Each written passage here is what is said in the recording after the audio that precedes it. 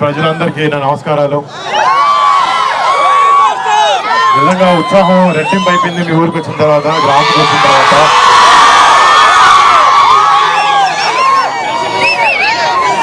పదేళ్ల నుంచి ఎక్కువ సక్సెస్ లేకపోయినా కూడా జనాలకి మంచి చేయాలనేది అనే ఒక లక్ష్యంతో రాజకీయాల్లోకి వచ్చిన కళ్యాణ్ బాబాయ్కి ఎన్నో ఎదురింపులు ఫేస్ చేశారు, ఎన్నో మాటలు పడ్డారు. కానీ కేవలం ప్రజలకి మంచి చేయాలని ఒకే ఒక ఉద్దేశంతో ఈ అన్ని దెబ్బలు తింటూ కూడా ఈ మంచి వైపు ఆలోచించే వ్యక్తి పవన్ కళ్యాణ్ గారు. అలాంటి పవన్ కళ్యాణ్ గారు మీ పిఠాపురం కాన్స్టిట్యున్సీలో ఎమ్మెల్యే అభ్యర్థిగా నిలబడడం, నిజంగా ఆయన కొడుకుగా ఇక్కడికి వచ్చి మా బాబాయ్కి మా తండ్రి లాంటి వ్యక్తి అయినా ఆయనకి ఓటేనని చెప్పడానికి నేను నిజంగా చాలా ఆనందపడుతున్నాను. అంటే అధికారంలో ఉన్న చాలా పార్టీలు చేయలేనివి ఎన్నో విషయాలు కళ్యాణ్ బాబాయ్ 10 సంవత్సరాల నుంచి ఒక ఎమ్మెల్యే సీట్ లేకపోయినా కూడా కౌలు రైతులకు ప్రాబ్లం వచ్చినప్పుడు అప్పులు చేసి మరీ వచ్చి వారు డబ్బులు ఇచ్చారు.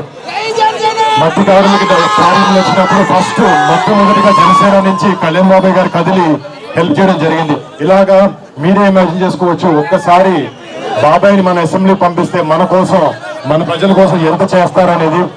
అండ్ మీ అందరి సపోర్ట్, ప్రేమ ఎప్పుడు కళ్యాణ్ బాబాయ్కి ఉండాలి, మా పవన్ కళ్యాణ్ గారికి ఉండాలి. అండ్ ఆయన ఎప్పుడు ఆయన నిజంగా చెప్పాలంటే చిన్నప్పటి నుంచి మా ఇంట్లో మేము ఎంత కుటుంబ సభ్యులా ఫీల్ అవుతామో ఆయన మిమ్మల్ని అందరినీ ఆయన సొంత కుటుంబ సభ్యుల్లా ఫీల్ అవుతూ ఉంటారు.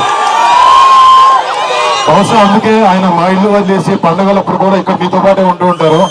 అండ్ నిజంగా ఆయనకు మీ మీద ఉన్న ప్రేమ, ఆయనకు మీ మీద ఉన్న ప్రేమ, మీకు ఆయన మీద ఉన్న ప్రేమ ఇది ఎప్పటికీ ఇలానే ఉండాలి. ఈసారి వచ్చే May 13th ఎన్నికల్లో ఎమ్మెల్యేగా మీరు పవన్ కళ్యాణ్ గారికి ఓటేసి, గ్లాస్ కి ఓటేసి బాబాయ్ని అత్యధిక మెజారిటీలో గెలిపించాలని కోరుకుంటున్నాను. అలాగే మన కాకినాడ ఎంపీ అభ్యర్థి మన ఉదయ్ గారు, శ్రీనివాస్ ఉదయ్ గారు కూడా ఆయన కూడా ఓటేసి గ్లాస్ గుర్తుకి 2 ఓట్లు వేసి